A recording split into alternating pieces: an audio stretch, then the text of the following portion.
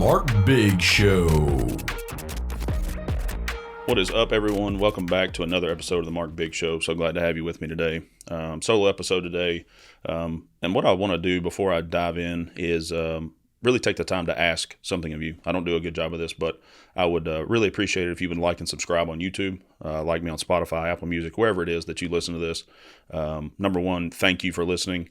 If you take the time to leave a review, that'd be great. Whether you think it sucks or not, leave an honest review. We'd appreciate it. So like and subscribe, leave us a review. I would greatly, greatly appreciate it.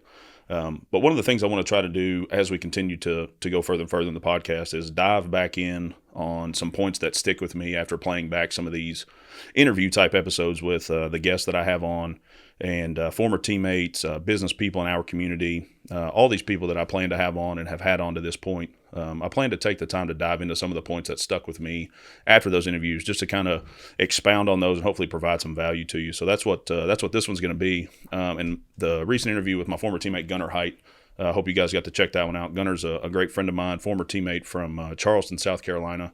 Played with him in the minor leagues for a couple years, and he got to go all the way to AAA after I got released from the Blue Jays. He stuck with the Blue Jays his entire minor league career. Had a great career. Now he's in real estate in Charleston, and still a great friend. But the one thing that stuck with me, not the one thing, that was a great interview, and I enjoyed talking with him, and he had a lot of great points.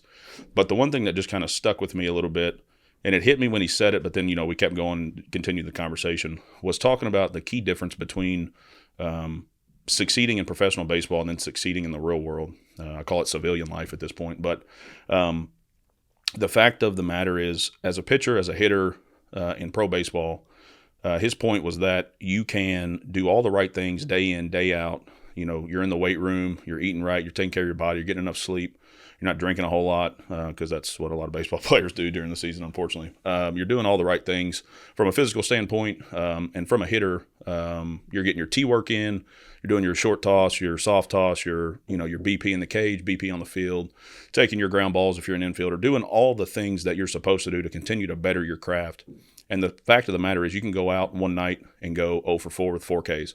And you can end up on a 0 for 30 streak to where you haven't had a hit in 7, 8, 10 games. And the fact of that, what that does for baseball players, and pitchers are the same way. So, you can be doing all of your core and stability work, your leg work, doing all of your, spinning your pitches when you're throwing with your partner every day, throwing your bullpens, doing all the necessary things. And you can feel like $1 million when you step on that mound and your stuff gets hit all over the yard and you give up 6 or you give up 5 or whatever the case may be.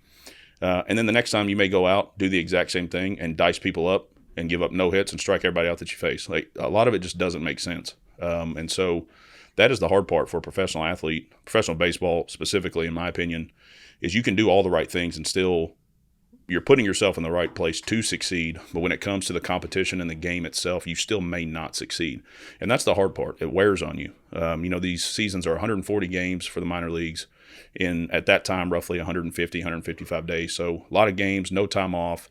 And it's just a grind. It's grueling. It's hard on your body. It's hard on your mind because, once again, you can be doing all the right things and still failing from a performance perspective when it comes to the numbers and those types of things.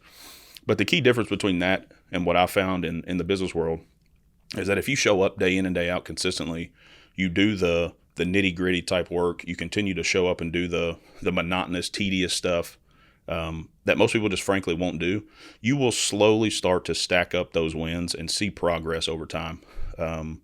Whether or not it's to the levels that you want is, remains to be seen, and a lot of, varying factors come with that. But that is one of the key differences that I'm so glad he brought up, and it's so true in my opinion. You can do all the right things in a professional sport, put yourself in the best position to succeed, prepare, think, train, do all those things, and still fail. And especially in baseball, because, you're considered successful as a hitter if you have a 300 batting average, which means you got out 7 out of 10 times. So think about, you're failing 70% of the time, and that's a success in baseball. So that itself is tough.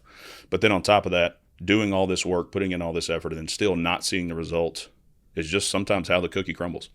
And there are things in life, in the real world, that, those types of situations can happen too, of course. But I've just found over time, if you're, you do those small things and do the things consistently, you're going to start to stack up those wins and see some progress and some success.